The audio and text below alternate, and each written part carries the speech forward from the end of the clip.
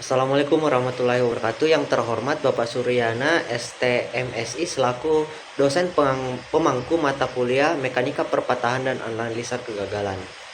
Kami dari kelompok 2 pada kesempatan kali ini akan mempresentasikan studi kasus analisis kegagalan komponen dengan judul Investigasi Kegagalan Lelah Puntir pada Poros Pompa Sentrifugal di Unit Gas Cleaning Plant, lebih tepatnya pada site blast furnace. Studi ini mengangkat kasus nyata kegagalan komponen vital di industri pengolahan baja yang berdampak signifikan pada operasional pabrik. Sebelum masuk ke pembahasan, izinkan saya memperkenalkan beberapa anggota kelompok kami. Saya sendiri Muhammad Fikri Taufik dan dapat dilihat pada slide berikut ini.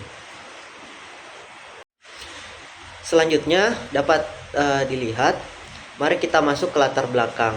Komponen yang kami analisis adalah poros pompa atau SAF yang beroperasi di gas cleaning plant pada sebuah fasilitas blast furnace.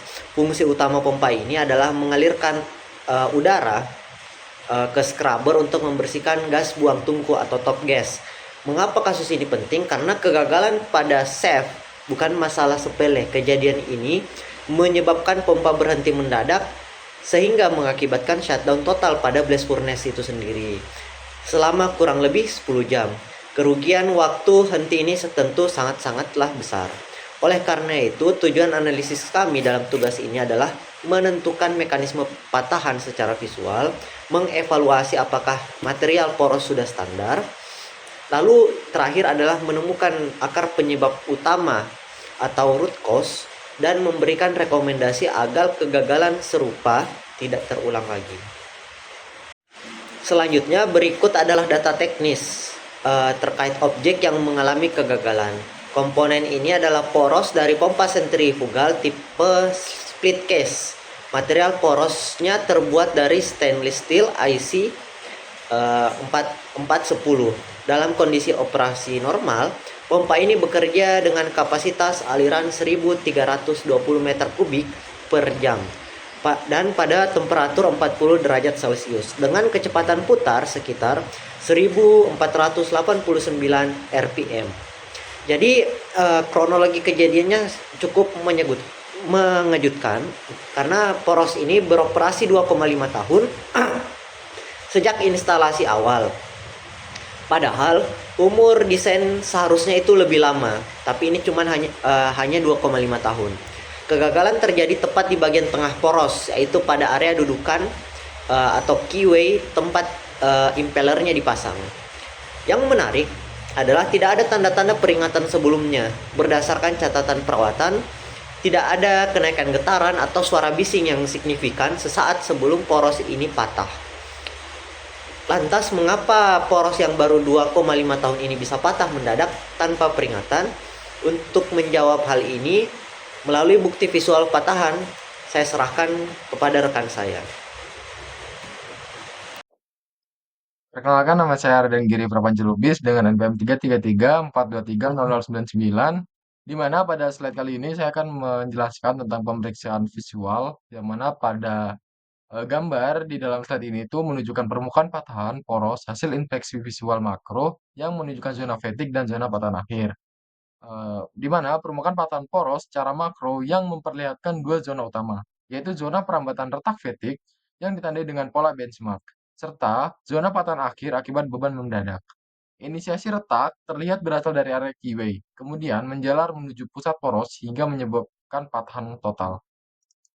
Baik, kemudian di depan saya terdapat sebuah gambar yang menunjukkan ilustrasi inisiasi dan propagasi retak pada area keyway poros. Di sini terdapat tiga gambar, yaitu gambar A, gambar B, dan gambar C.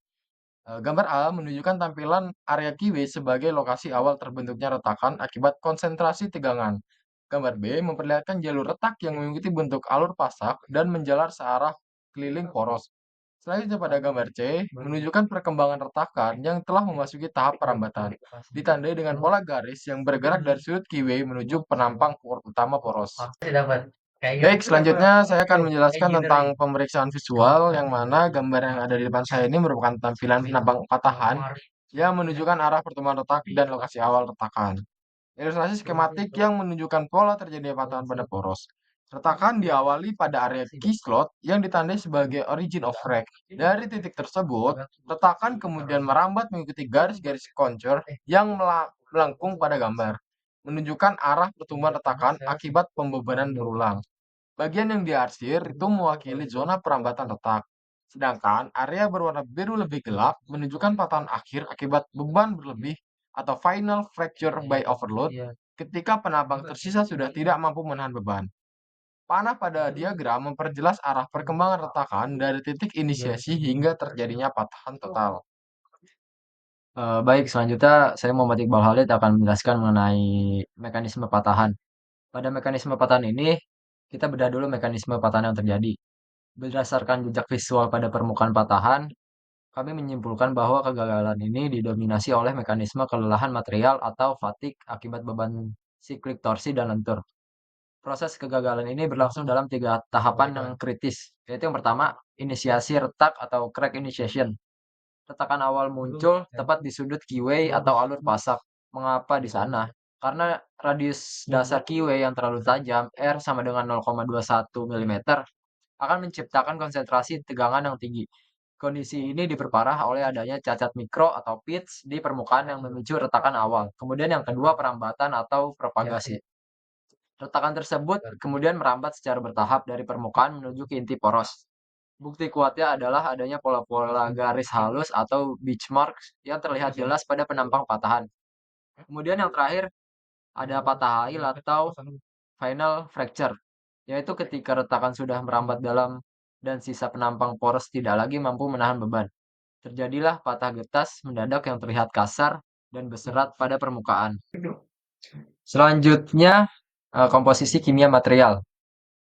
Selanjutnya untuk menginvestigasi material dan memastikan apakah bahan dasar poros ini sudah sesuai standar atau tidak. Berdasarkan tabel 2.1, hasil pengujian spektroskopi menunjukkan bahwa komposisi kimia material poros ini sudah sesuai dengan standar IC 410. Yang pertama, kandungan kromium Cr tercatat 12,01%, yang masuk dalam rentang standar 11,5 sampai 13,5%. Yang kedua, kandungan karbon dan mangan juga berada dalam batas toleransi. Untuk kesimpulan sementaranya, kegagalan ini bukan disebabkan oleh kesalahan pemilihan jenis material atau kontaminasi unsur kimia. Materialnya benar stainless steel martensitic. Namun, apakah kondisi materialnya juga benar? Mari kita lihat pada slide berikutnya. Selanjutnya saya akan menjelaskan mengenai hasil pengujian tambahan, yaitu struktur mikro yang melakukan pengujian dengan metalografi. Pada slide inilah kami menemukan akar masalah utama dari sisi metalurgi. Bisa dilihat dari perbandingan struktur mikro yang ada pada slide. Gambar kiri merupakan poros gagal. Struktur mikronya didominasi oleh matriks ferit dengan karbida bulat spheroidized carbide. Ini adalah struktur khas material dalam kondisi anel atau lunak. Artinya, poros ini belum mengalami proses pengerasan yang memadai.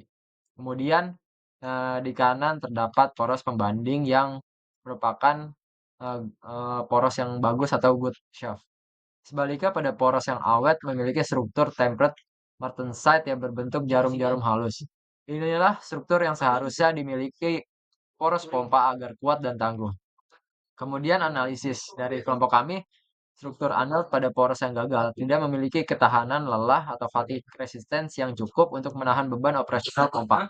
Ini membuktikan adanya kelalaian fatal dalam proses perlakuan panas atau heat treatment. Untuk pembahasan selanjutnya akan dijelaskan oleh rekan saya. Baiklah, di sini saya akan membacakan penyebab utama kegagalan. Penyebab utama kegagalan disebabkan oleh beberapa faktor, yaitu terjadinya konsentrasi tegangan yang tinggi pada area keyway sehingga menjadi titik paling rentang terhadap inisiasi retak. Lalu ada perlakuan panas material yang tidak dilakukan secara optimal yang menyebabkan sifat mekanik seperti kekuatan dan ketangguhan tidak mencapai nilai idealnya.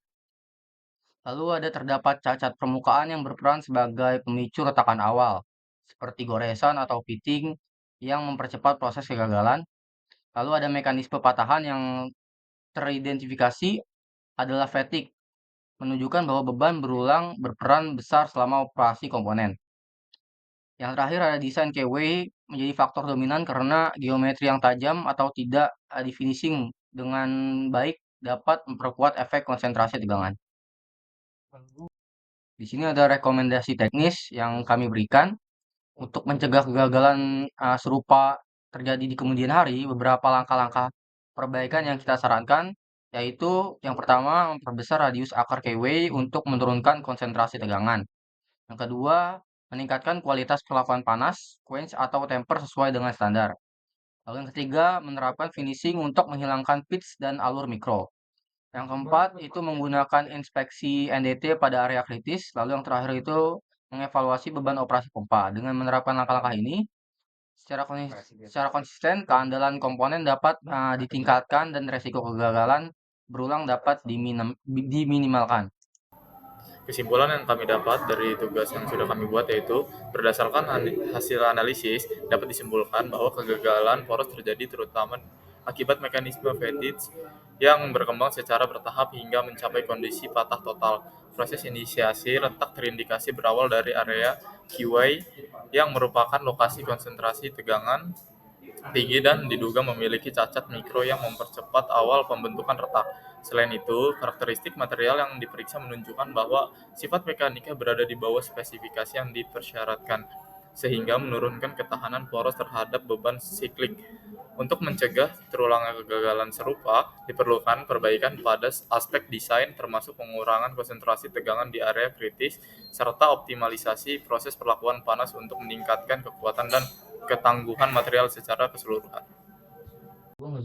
Baik, sekian pemaparan presentasi dari kelompok 2. Bila ada kesalahan dan kesalahan kata maupun kekurangan dalam penyampaian materi, mohon dimaklumkan.